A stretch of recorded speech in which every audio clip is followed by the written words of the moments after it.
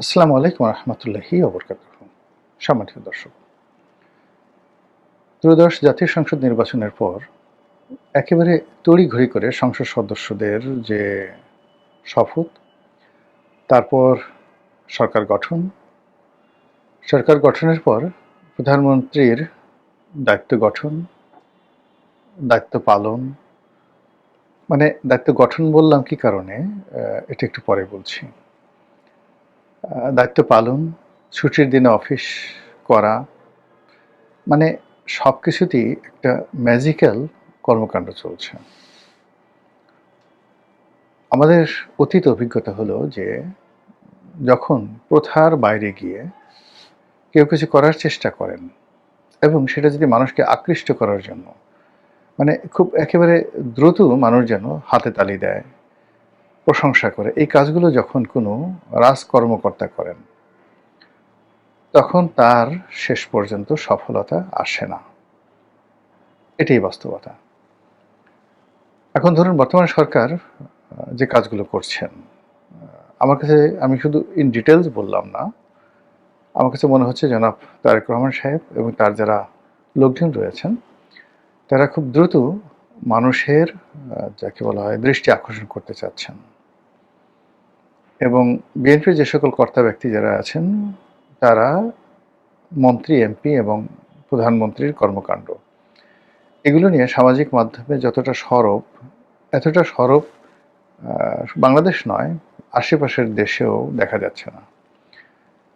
মূলত এটা একটা ফেসবুকের সরকারে পরিণত হয়েছে। প্রধানমন্ত্রী কোথায় গেলেন, মন্ত্রীরা কী করলেন, সব কিছুই বিএনপির যে ফেসবুক পেজ আছে সেখানে আপডেট দিতে হবে, আপলোড করতে হবে এবং লোকজনকে জানাতে হবে। আর এর নিচে যে কমেন্টগুলো পড়ছে,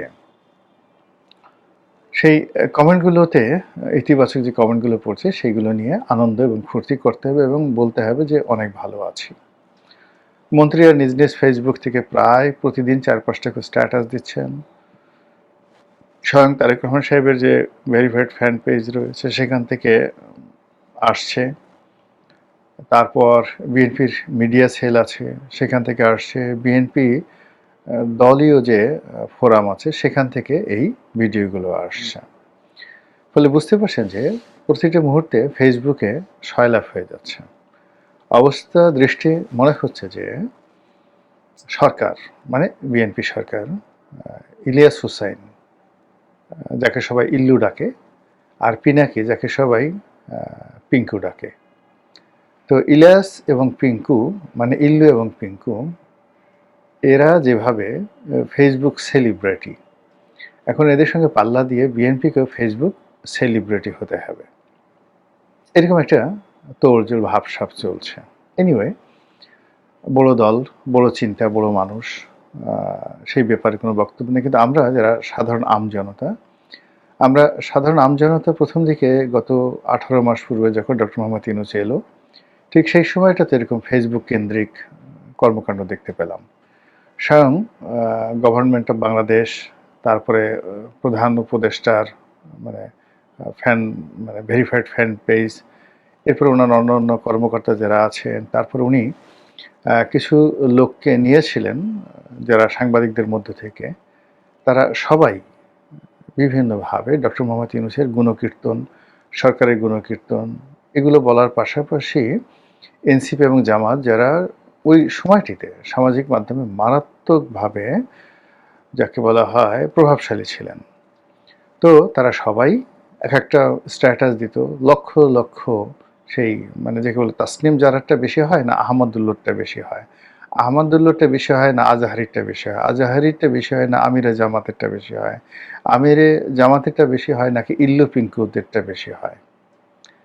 এগুলো নিয়ে যখন হই হুল্লোড় চলছিল, সারা দেশের মানুষ তখন ভাবা শুরু করলো যে এই সরকারের টাকার অভাব হবে না, এই সরকারের লোনের অভাব হবে না, সারা পৃথিবী ডক্টর মোহাম্মদ ইউনূসের পদতলে, ইত্যাদি ইত্যাদি সব কিছু।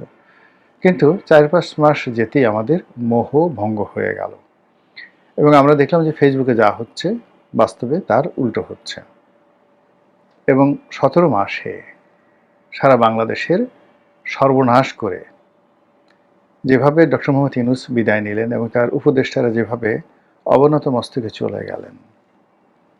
এই নির্মম বাস্তবতা থেকে যদি আমরা শিক্ষা না নেই, তবে আল্লাহর লানত আমাদের জন্য অপরিহার্য।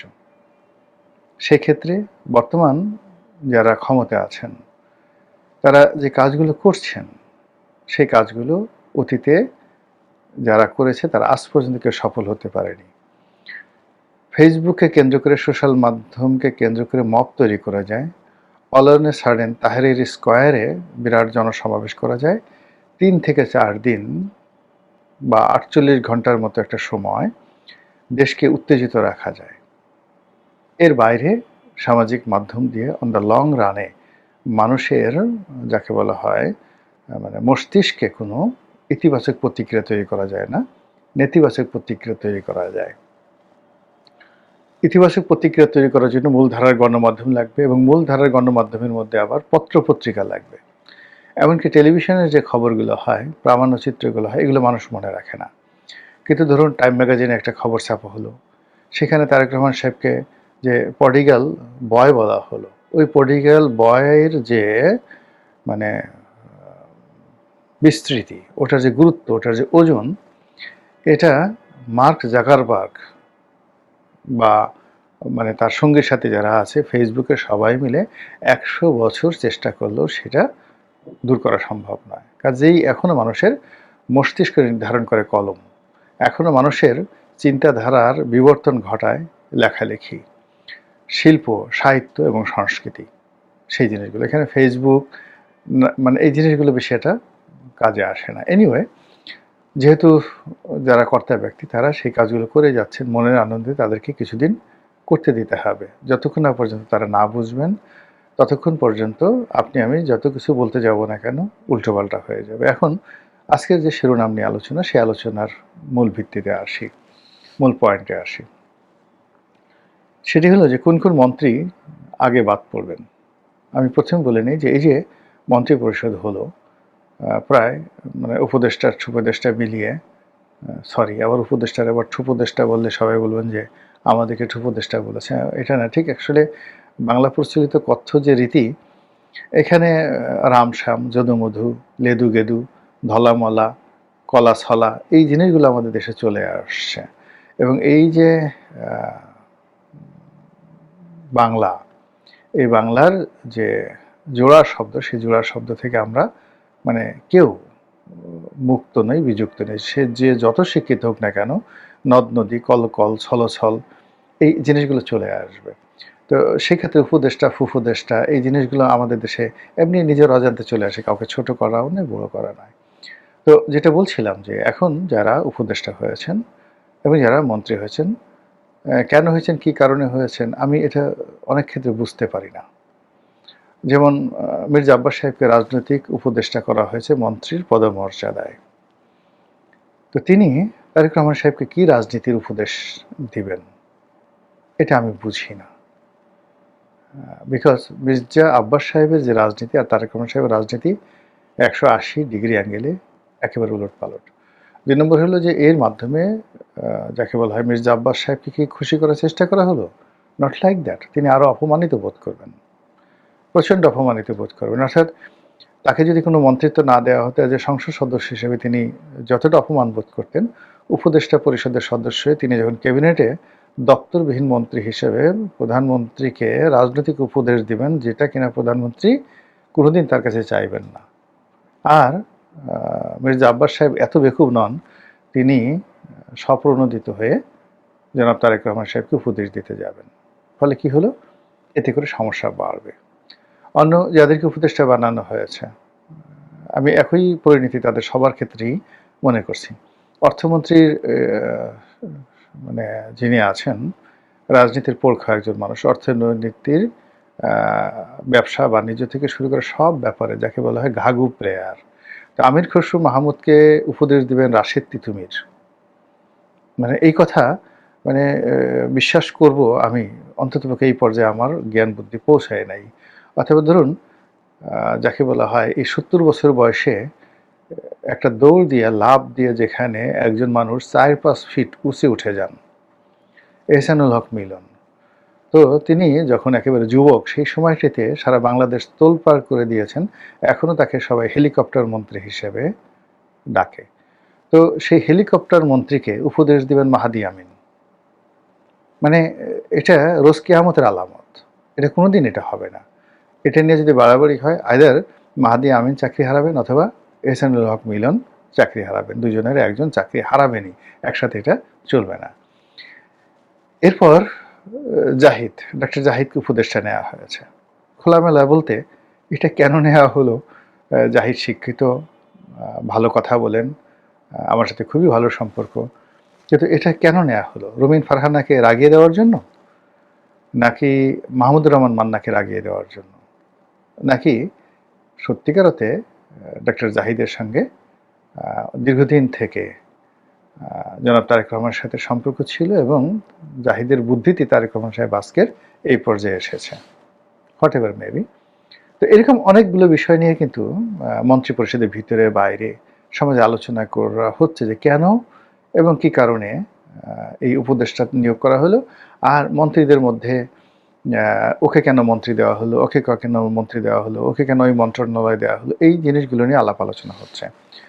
এখন মন্ত্রীদের মধ্যে আমি নাম বলবো না, যে কয়েকজন মন্ত্রী আছেন তাদের মধ্যে বেশ কয়েকজন ইতিপূর্বে 2001 থেকে 2006 পর্যন্ত ছিলেন এবং ওই সময় তারা অথর্ব মন্ত্রী ছিলেন, অযোগ্য ছিলেন, দুর্নীতিবাদ ছিলেন এবং তাদের নৈতিক যে চরিত্র, সেই চরিত্র বিএনপি সব মানুষ জানে যে এরা হাতের কাছে যা পাবে, হাতের কাছে কালা ধলা মানে কোনো কিছু বাদ নেই, হাতের কাছে যা পাবেন তাতেই একটা টিপ মারতে হবে, তাকেই একটু টান দিতে হবে এবং সেখান থেকে কিছু নিতে হবে। এদের সব অভ্যাসই আছে মাশাল্লাহ। এই মানুষগুলো এই বুড়া বয়সে, যারা এই যৌবনকালে এই কাজগুলো করেছেন, যেখানে কোনো সফলতার ছাপ নেই, এই বুড়ো বয়সে তারা কি করবেন, এটা নিয়ে অনেক প্রশ্ন আছে। ফলে এদেরকে নিয়োগ দেওয়া হয়েছে বটে, কিন্তু লং রানে এরা সফলতা দেখাতে পারবেন তো নাই, উল্টে ফেলে সরকারকে এমন একটা জায়গাতে ফেলে দেবে যে সেখান থেকে সরকার আর উঠতে পারবে না। আপনি দেখুন যে প্রথম দিকে যদি ডক্টর মোহাম্মদ ইউনূস উইদিন 3 মাসের মধ্যে তিনি ঘাটাঘাট মন্ত্রী পরিষদটা বা উপদেষ্টা মণ্ডলী চেঞ্জ করে নিতেন। যে সমস্ত উপদেষ্টা মণ্ডলী একটু বেশি বুঝেছিল, যারা তার মুখের উপর কথা বলতো তাদেরকে বাদ দিয়ে তিনি যদি নতুন নিতেন, আজকে এই অবস্থায় তাকে যেতে হতো না। সামনে লিখে রাখেন, তার পরিষদের যারা লোকজন আছে সবাইকে ঝক্কি ঝামেলা পোহাতে হবে, সবাইকে দুদকের বারান্দায় ঘুরতে হবে, কোর্ট কাছারিতে আবার তাদেরকে যেতে হবে এবং তাদের প্রতিষ্ঠানসমূহ ব্যবসা বাণিজ্য থেকে শুরু করে যা কিছু করছে সব জায়গাতেই বিপত্তিতে পড়তে হবে। এরশাদ দীর্ঘদিন টিকে ছিলেন, এর কারণ হলো এরশাদ পোশাক পাল্টানোর মতো করে মন্ত্রী পরিষদ পাল্টাতেন। সকালবেলা মন্ত্রীরা মানে ঘুম থেকে উঠতেন এই ভয়ে যে তাদের মন্ত্রিত্ব আছে কিনা। ফলে one of the finest cabinet তিনি সবসময় চালিয়েছেন, তার ক্যাবিনেট সবচেয়ে অ্যাক্টিভ ছিল। তো সেটা যদি তারেক রহমান সাহেব ফলো করেন তাহলে এই বর্তমান যারা ঢুকেছেন তাদের আনন্দিত হওয়ার কোনো কারণ নেই। প্রতিটা মুহূর্তে এটা পরিবর্তন হতে পারে। আর যদি তিনি স্থির থাকেন যে আমি যেটা করেছি সেটাই ফাইনাল, ভালো করুক মন্দ করুক শেষ পর্যন্ত আমি যতদিন আছি এরা থাকবে, তাহলে তার পরিণতিও ডক্টর মোহাম্মদ ইউনূসের মতো হবে, এর বাইরে অন্য কোনো কিছু যাবে না। একই অবস্থা দেখুন, শেখ হাসিনা কিছু কিছু ক্ষেত্রে দ্রুত সিদ্ধান্ত নিতে পারেননি। তিনি সৈয়দ আবুল হোসেনকে বাদ দিয়েছেন, কিন্তু যখন বাদ দেওয়ার দরকার ছিল তখন দেননি, আর যখন দিয়েছেন তখন তাকে বাদ দেওয়ার কোনো প্রয়োজন ছিল না। তার কয়েকজন উপদেষ্টা ছিলেন, মশিউর রহমান, তার উপদেষ্টা ছিলেন এসটি ইমাম। এসটি ইমাম পুরো প্রশাসনকে তছনছ করে ছেড়ে দিয়েছে, আর মশিউর রহমান কাস্টম, বন্ড, তারপর শেষে এনবিআর এবং বাংলাদেশ ব্যাংক তছনছ করে ছেড়ে দিয়েছে, অর্থ উপদেষ্টা ছিলেন। এর বাইরে সালমান এফ রহমান বাণিজ্য উপদেষ্টা ছিলেন। কি করেছে আপনারা সবাই জানেন। তার আইনমন্ত্রী, যে কজন আইনমন্ত্রী, ইট ওয়াজ এ ব্যাড চয়েস। মানে উনি প্রথম থেকে যে কজন আইনমন্ত্রী নিয়েছেন এবং কেন মুন্নুজান সুফিয়ানকে, সাহারা খাতুনকে তার মন্ত্রী বানাতে হবে। তো এই জিনিসগুলো তার একটা ভিতরে অহমিকা বোধ জন্ম নিয়েছিল যে তিনি যাকে হাত দিবেন তার মাথায় সোনা ফলবে। এখন মন্ত্রী এমপি হয়েছে ধানমন্ডি থেকে ফজলে নূর তাপস, হি ওয়াজ এ জেন্টলম্যান, ব্যবসা বাণিজ্য করতেন, তারপর শেষে ওকালতি করতেন, ভালো ছিল। এখন সেখানে ধানমন্ডি থেকে এনে তাকে সিটি কর্পোরেশনে মেয়র বানাতে হলো, তার ভাই পরশকে একেবারে অরাজনৈতিক একজন ভদ্রলোক তাকে এনে যুবলীগের চেয়ারম্যান বানাতে হলো। এই জিনিসগুলো on the long term Awami লীগকে সর্বনাশ করেছে। একই অবস্থা যদি বিএনপি করে, আওয়ামী লীগের যে পতনের কারণগুলো তাদেরকে মূল্যায়ন করতে হবে। ২০০১ থেকে ২০০৬ তাদের পতনের মূল কারণগুলো কী ছিল এবং ওই সময়টাতে যে বদনামগুলো হয়েছে, একটা বদনামও কিয়ামত পর্যন্ত বিএনপি মুছতে পারবে না। যতই চেষ্টা করুন তারেক রহমান সাহেব, তিনি হঠাৎ করে যেমন রাজু জেন্টেলম্যান বান গিয়া, এই জিনিসগুলো তিনি করতে পারবেন, কিন্তু পান থেকে চুন খসলে লোকজন তাকে আবার সে আগের জায়গাতে ফিরিয়ে নিয়ে আসবে। এই বাস্তবতা মেনে নিয়ে তিনি যদি মনে করেন যে লোকজন আমাকে এটা জানেন, ফর্মে আমাকে যারা অপছন্দ করেন তারা আমাকে এই কথাগুলো বলেন। তো আমার সম্পর্কে যেমন যারা মন্দ কথা বলেন, আমি প্রত্যেকটা মুহূর্তে সেটা স্মরণ করি এবং যারা আমাকে মন্দ বলেন তাদের কাছে আমি কখনই ওভার স্মার্ট হওয়ার চেষ্টা করিনি। আমি ধরে নিই যে তারা এই কাজ করবি, মন্দ করবি। তাদেরকে খুশি করার জন্য আমি কোনো কাজ কখনো করি না। আমি শুধুমাত্র যে কাজগুলো করি আমাকে যারা পছন্দ করেন তাদের জন্য। কিন্তু এখন সরকার যে কাজগুলো করছে, তাদেরকে যারা সমালোচনা করছে, ছোট মনে করছে, অযোগ্য মনে করছে, তাদের কাছে সে কৃতিত্ব এবং মহত্ব দেখাতে গিয়ে কিন্তু বিপদে পড়ছে এবং একই ভুল কিন্তু বঙ্গবন্ধু করেছিলেন।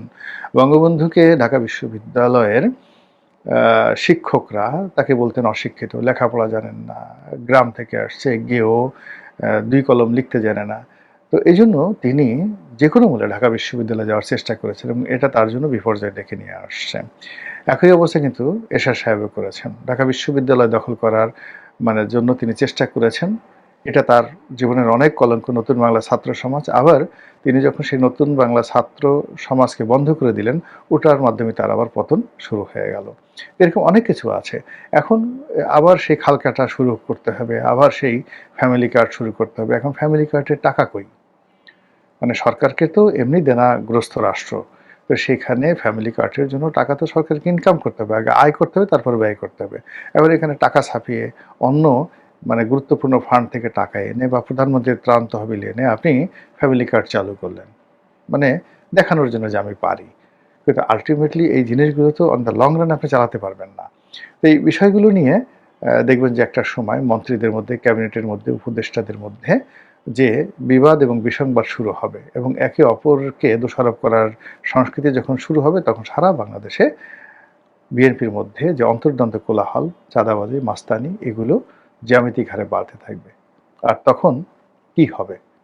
অপেক্ষা করুন এবং দেখতে থাকুন। আসসালামু আলাইকুম ওয়া রাহমাতুল্লাহি ওয়া বারাকাতুহু।